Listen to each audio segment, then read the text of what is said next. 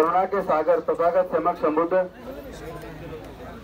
और बाबा साहेब डॉक्टर भीमराव अंबेडकर जी के चरणों में कोटि कोटि नमन करते हुए अपनी वाणी को शुरू करता हूँ। ये सबसे पहले तो दुख इस बात का हो रहा है, वो बौद्ध धर्म जो पूरे दुनिया में फैल गया, जिसने पूरे दुनिया में शांति का पाठ पढ़ाया, जिसने पूरे दुनिया में विकास का नया रास्ता दिया, जिन देशों ने बौद्ध धर्म ग्रहण किया वो देश दुनिया में सबसे आगे निकल गए।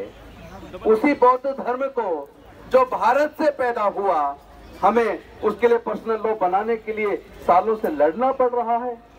लानत है ऐसी पार्टियों पर, लानत है ऐसी सरकारों पर जो इतने लंबे समय तक सालों से हमारे लोग इस मांग को लेकर लड़ रहे हैं, उसके बावजूद वो हमारी छोटी सी मांग, तो हम बुद्धिस्ट तो है ही और हम अपना सारा जन्म के समय से लेकर मरने तक का सारा क्रियाक्रम भी बौद्ध धर्म के हिसाब से करते हैं, लेकिन हम अपना सेपरेट एक बुद्धिस्ट लॉ, पर्सनल लॉ बनाना चाहते हैं। बना के तैयार भी कर दिया, केंद्र सरकार को दे भी दिया, उसको लेके बैठे हैं। नीयत साफ नहीं है। नीयत साफ क्यों नहीं है, इस बात को समझना पड़ेगा। क्यों समझना पड़ेगा, कैसे समझेंगे? सब जानते हैं कि हम लोग इस देश के मूल निवासी हैं। जो लोग विदेशों से आए वो मालिक बने बैठे हैं। पूरे देश की कृषि योग्य भूमि सारी उनके पास, हमारे पास कुछ नहीं है। देश की सारी इंडस्ट्रीज वो सारी उनके पास है, हमारे पास कुछ नहीं है। प्राकृतिक संसाधन, कोयले की खान, पत्थर की खान, सोने की खान, हीरे की खान, तमाम तरह की खनिज पदार्थों की खाने, जंगल से होने वाला उत्खनन, नदियों से होने वाला उत्खनन, जहां से अरबों खरबों रुपया पैदा होता है, उसके भी मालिक वही है। हमारे पास क्या है? मूल निवासी होने के बावजूद देश की खेती की भूमि में हमारा कोई हिस्सा नहीं है, देश की इंडस्ट्रीज में हमारा कोई हिस्सा नहीं है, प्राकृतिक संसाधनों में हमारा कोई हिस्सा नहीं है। क्यों नहीं है?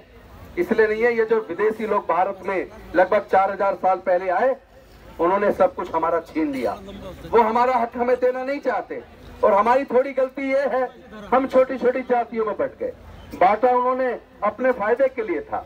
जब उन्होंने हमें गुलाम बनाया तब उन्होंने देखा इनकी संख्या बहुत है, जिस दिन इनको अकल आएगी अपना हक छीन लेंगे, जो कुछ हमने इनसे छीना है ये सब वापस ले लेंगे।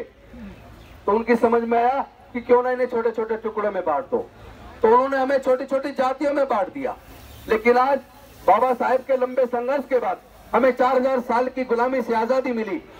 लेकिन आज आजादी के मिलने के बाद जब हमें पता है कि हमारा सबका खून एक है, देश के अंदर जितने मुस्लिम हैं 90% हमारे समाज के लोग हैं जो बुद्धिस्ट होते थे, जिनके पेरेंट पूर्वज कभी, देश में जितने ईसाई हैं 100% हमारे समाज के लोग हैं, देश के अंदर जितने सिख हैं 70% हमारे समाज के लोग हैं। तो इतना बड़ी संख्या जिनकी 90% के करीब संख्या हो, वो लोग अपना इतिहास नहीं जानते, वो लोग अपनी जाति को खत्म करने को तैयार नहीं हैं, तो भैया राज तो वही करेंगे। ये बात समझ लो कि हमें छोटा सा बुद्धिस्ट लॉ सेपरेट बनाने के लिए इतना बड़ा आंदोलन करना पड़ रहा है। पूरे देश के कोने कोने से लोग यहाँ आए हुए हैं। जिस दिन हमने अपनी ये जाति तोड़ के अपने समाज को एकजुट कर लिया और बाबा साहेब के बताए रास्ते पे बढ़ते हुए आगे बढ़ना शुरू कर दिया, उस दिन देश की सत्ता भी हमारे लोगों के हाथ में होगी। इसलिए मैंने एक नारा दिया है, जाति तोड़ो समाज जोड़ो, जाति तोड़ो समाज जोड़ो। और अगर पूछे कोई तुम्हारी जाति क्या है, तो जवाब मैं कहूं अम्बेडकरवादी। हमारी जाति अम्बेडकरवादी।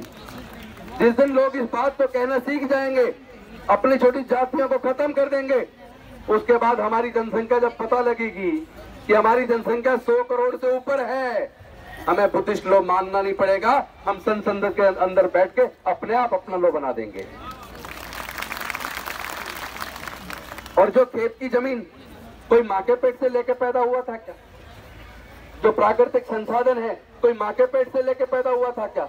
अगर नहीं तो उसमें हमारा हिस्सा क्यों नहीं है? हमारा हिस्सा कहाँ है? इस बात को सबको समझना पड़ेगा। हमें एकजुट होना पड़ेगा, अपने आप को पहचानना पड़ेगा। अभी तो यही नहीं पहचान रहे कि हम लोग, हमारे पूर्वज बौद्ध थे।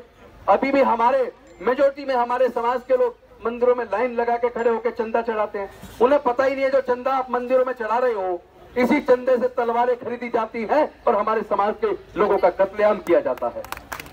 हमें ये पता ही नहीं है कि जिस लाठी को हम तेल पिला रहे हैं वो लाठी हमारे ही सर पे बजने वाली है।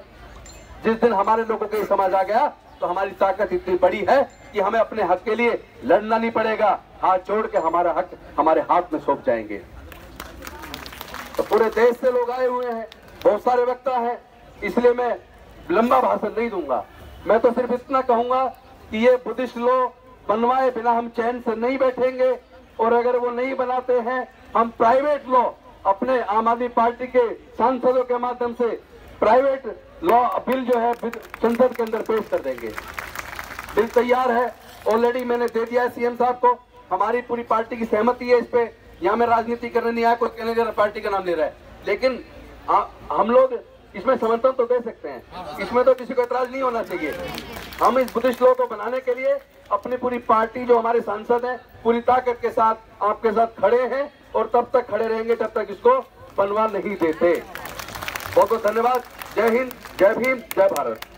अगर अभी तक आपने चैनल को सब्सक्राइब नहीं किया है तो प्लीज़ सब्सक्राइब कीजिए और ताज़ा अपडेट पाने के लिए बेल आइकन को दबाना ना भूलें।